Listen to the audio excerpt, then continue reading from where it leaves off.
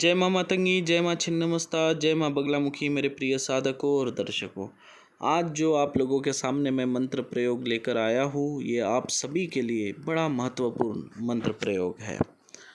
हर किसी के जीवन में खुशियाँ लाने वाला ये मंत्र प्रयोग है। मैं वीडियो 3-4 हफ्ते में एक बार डालता हूँ। पहले मैं हफ्ते में 3-4 बार वीडियो डाला करता था, लेकिन अभी मैं 3-4 हफ्ते में एक बार मंत्र प्रयोग वाले वीडियो डालता हूँ। उसके पीछे का कारण ऐसा है कि कुछ लोग केवल मंत्र इकट्ठा करने के लिए यहाँ पर आते हैं। मंत्र इकट्ठा करें, इससे मुझे कोई परेशानी नहीं, लेकिन वो उसका कोई प्रयोग नहीं करते, केवल मंत्र इकट्ठे करके रखते हैं, बुक में लिख कर रखते हैं, बाकी उनको कुछ काम नहीं है। और कुछ लोग हैं जो इन मंत्रों का प्रयोग भी कर रहे हैं और खुद की और दूसरों की ज़िंदगी भी संवार रहे हैं। जब ऐसे साधकों का वीडियो हमारे पास आता है, जब हम ऐसे वीडियो देखते हैं, तो हमें बड़ी खुशी होती है।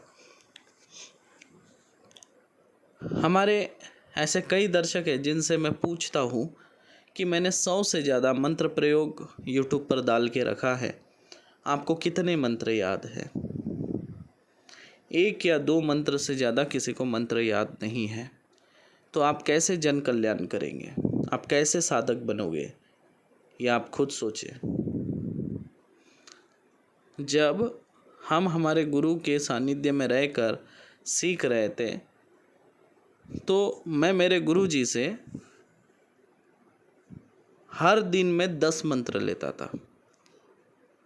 आज मुझे जो 10 मंत्र मिले हैं, वो 10 मंत्र मुझे आज 24 घंटे के अंदर कंठस्थ करना है, तब जाके मुझे दूसरे दिन 10 और नए मंत्र मिलेंगे। तो एक चैलेंज होता था मेरे सामने। रात भर मैं मंत्र याद करता था ताकि दूसरे दिन मैं गुरुजी को सारे मंत्र बोल कर दिखाऊं और उसके बाद मुझे वापस नए 10 मंत्र मिलेंगे।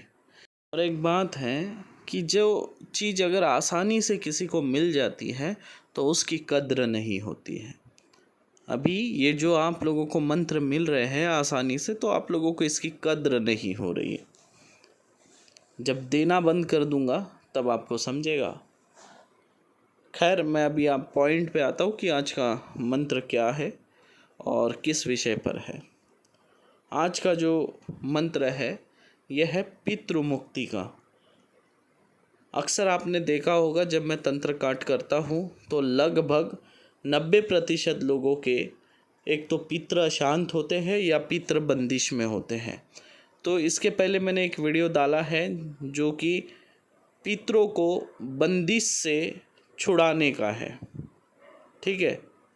और अभी जो मैं आपको दे रहा हूँ ये पितरों को मुक्ति देने का है। इससे आपके पितरों को सीधी मुक्ति मिल जाएंगी।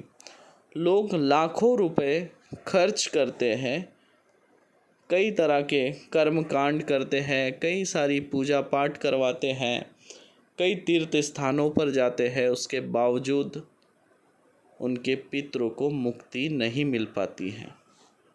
तो आज जो मैं मंत्र प्रयोग लाया हूँ, इसे आप स्वयं करके भी अपने पितरों को मुक्ति दिला सकते हैं। पर मैं हमेशा ये कहता हूँ कि कमज़ोर दिल वाले ये सब प्रयोग ना करें, क्योंकि इस तरह के प्रयोग में कई तरह की विचित्र घटनाएं घटित होती है, डरावने। इसके पहले मैंने एक उच्चाटन क्रिया का वीडियो डाला था और मैंने बताया भी था कि ये थोड़ी डरावनी क्रियाएं हैं, इसमें कई तरह के विचित्र अनुभव होते हैं। तो हमारे उड़ीसा के एक दर्शक है, उन्होंने उस उच्चाटन क्रिया का प्रयोग किया था और उन्हें कई डरावने अनुभव हुए और कई भूत प्रेतों का उन्हें साक्षात्कार हुआ और उसका परिणाम स्वरूप वो क्रिया स्थल छोड़कर भागे। जहाँ पे वो क्रिया कर रहे थे, वो क्रिया स्थल छोड़ के घर भाग कर आए। तो इसलिए मैं हमेशा कहता हूँ कमज़ोर दिल वाले ये सब क्रियाएं ना करें, दूर ही रहे, केवल मनोरंजन के हिसाब से ही वीडियो देखें। तो अब इसकी क्रिया कैसी है कैसी करनी है वो भी मैं आपको बता दूं, लेकिन उससे पहले मैं आपको बता दूं कि पितृ अगर आपके बंदिश हो या अशांत हो तो क्या होता है। जैसे मान लीजिए कोई व्यक्ति बीमारी से मरा हो और मर के वो पितृ बन गया हो, पर उसे शांति नहीं मिली है, तो अगर वो बीमारी से मरा है तो उसके परिवार के जितने सदस्य हैं वो सभी के सभी कई तरह के बीमारियों से पीड़ित होते हैं, और कई लोगों की बीमारी से मृत्यु होती है, तो उस घर में कई लोगों की अकाल मृत्यु होती है। सांप काटना भी अकाल मृत्यु है, एक्सीडेंट होना अकाल मृत्यु है, यहाँ तक कि सुसाइड भी लोग करते हैं, ये भी अकाल मृत्यु है। तो कई तरह की परेशानी आती है। पितृ अशांत हो तो आप लोग कभी सुखी नहीं रह सकते। जिसके पितृ अशांत हो उस घर में बहू कभी टिकती नहीं है। ऐसे घर में एक तो शादी नहीं होती है, और शादी हो जाए तो भी बहू टिकती नहीं है। हमेशा उस घर में क्लेश चलता है, मन अशांत रहता है, ब्लड प्रेशर हमेशा बढ़ा हुआ रहता है, गुस्सा एकदम सर पे चढ़ा हुआ रहता है। जिस घर के पितृ अशांत हो उस घर में कर्ज भी चढ़ता चला जाता है, परिवार के सदस्यों के ऊपर कर्ज बढ़ेगा, व्यवसाय ठप पड़ जाएगा, कारोबार में कोई प्रगति नहीं कर पाएंगे, नौकरी पे हो तो नौकरी में उन्हें कोई प्रगति नहीं होगी, नौकरी से आने वाला सारा पैसा कहाँ जा रहा है पता भी नहीं चलेगा, कभी बीमारी में तो कभी कहीं और। जिस परिवार के पितृ अशांत होते हैं उनका खुद का घर नहीं हो और वो घर लेना चाहते हो तो वो घर भी नहीं ले पाते, और जिनके पितृ अशांत हो तो उनके सर से छत भी चली जाती है कई बार। तो यानी कई तरह की परेशानी आती है कुल मिलाकर। तो आज मैं जो आपको प्रयोग बता रहा हूँ, ये प्रयोग क्या और कैसे करना है ये आप लोग अच्छे से समझ लीजिए। ये प्रयोग आप सोमवार, मंगलवार, गुरुवार और शुक्रवार ये 4 ही दिन कर सकते हैं, और इस प्रयोग में लगने वाली जितनी भी सामग्री है वो सारी सामग्री आपको इन 4 दिनों में ही इकट्ठा करना है, ये भी ध्यान रखें। इस प्रयोग में खास करके आपको लगने वाली चीज़ें वो मैं आपको बता दूं। किसी भी शिव मंदिर में आपको जाना है इन्हीं 4 दिन में से कोई भी एक दिन, और शिवलिंग के अभिषेक का जल आपको ले आना है साथ में। ये सारी चीज़ें आप एक दिन पहले इकट्ठी करके रख देंगे, और गाय के गोबर का उपला आपको लगेगा, पीली कौड़ी लगेगी, और बबूल, आम या नीम इन तीनों में से कोई भी एक पेड़ की सूखी लकड़ी आपको जमा करके रखनी है, लगभग 2 किलो। अब प्रयोग कैसा करना है ये आप समझ लें। जिस दिन आप क्रिया करने वाले हो उसके एक दिन पहले आप 11 पीली कौड़ी उस व्यक्ति के घर में रख दें, या आप खुद के लिए कर रहे हो तो आप खुद अपने घर में 11 पीली कौड़ी घर के मध्यम भाग में कहीं भी रख देंगे। और दूसरे दिन स्नान वगैरह करके सुबह जल्दी आप निकलेंगे, लगभग 7-8 बजे घर से आप निकल जाएंगे, और किसी ऐसे एकांत या वीरान स्थान में जाना है जहाँ पर पीपल का पुराना पेड़ हो। उस पीपल के पेड़ के नीचे आपको शमशान से लाई हुई 5 मुट्ठी मट्टी पेड़ के नीचे बिछा देना है।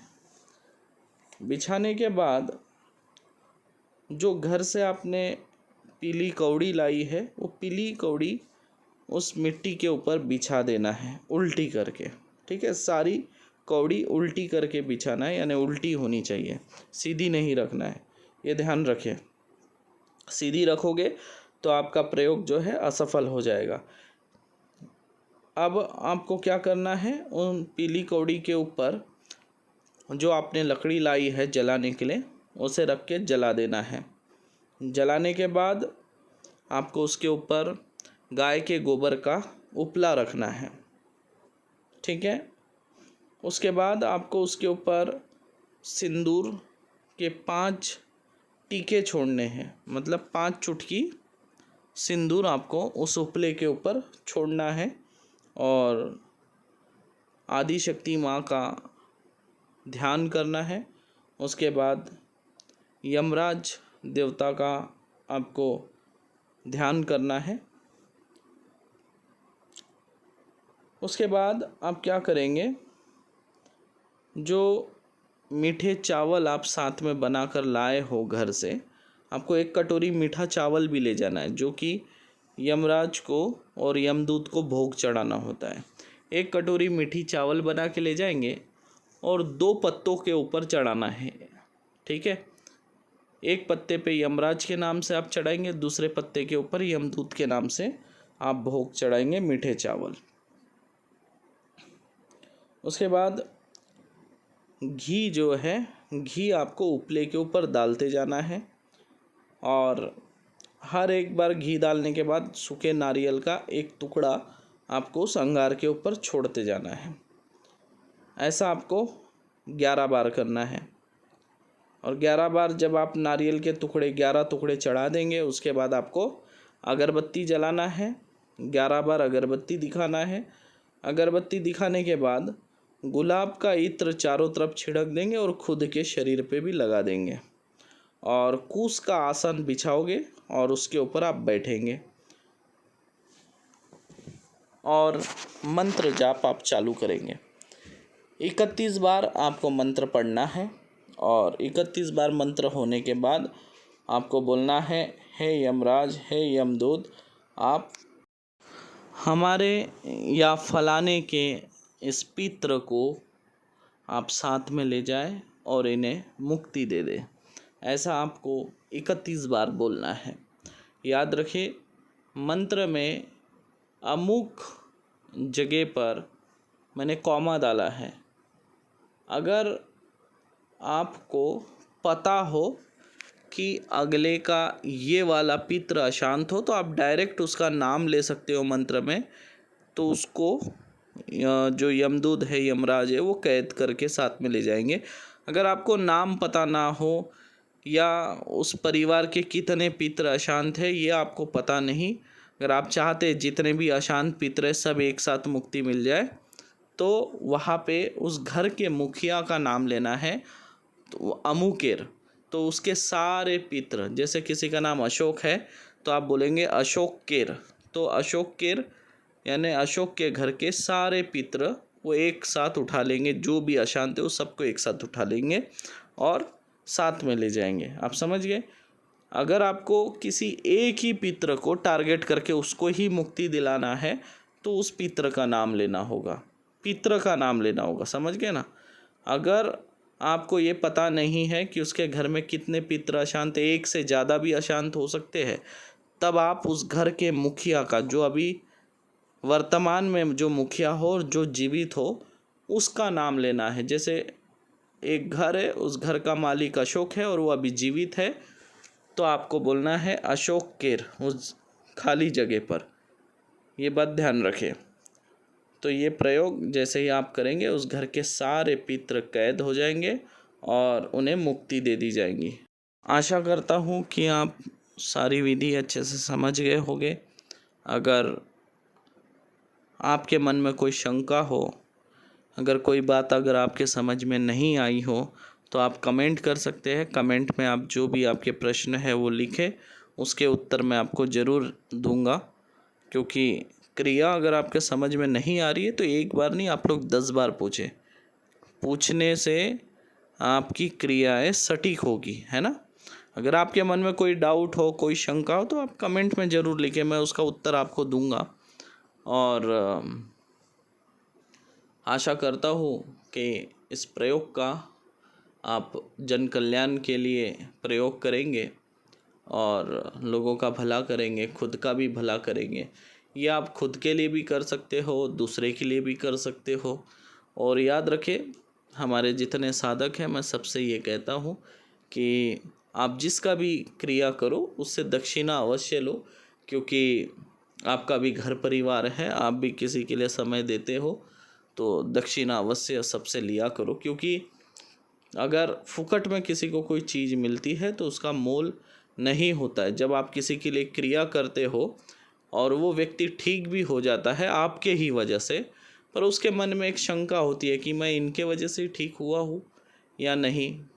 ऐसा है, लोग भूल जाते हैं ठीक होने के बाद। तो आप लोग क्रिया करोगे तो अवश्य अपनी एक कुछ फ़ीस लो, भले 1000, 2000, 3000, जो भी आपकी इच्छा हो, फ़ीस ज़रूर लिया करें। अगर कोई गरीब व्यक्ति है तो उसको निःशुल्क भी किया करें, ठीक है। जय माँ मातंगी, शुभ रात्रि। अभी रात के इस वक्त 1:30 बज रहे हैं और आपके लिए ये वीडियो बना रहा था। 1 घंटा लग गया लगभग वीडियो बनाते बनाते। उम्मीद के साथ हम आप लोगों के लिए वीडियो बनाते हैं। एक उम्मीद ये होती है कि आप लोगों के जीवन में खुशियाँ लाओगे, लोगों के दुखों को दूर करोगे, रोते हुए व्यक्ति के आप लोग आंसू पोंछेंगे। बस इसी एक उम्मीद के साथ हम आप लोगों के लिए वीडियो बनाते हैं। हम एक सच्चे साधक तैयार करना चाहते हैं।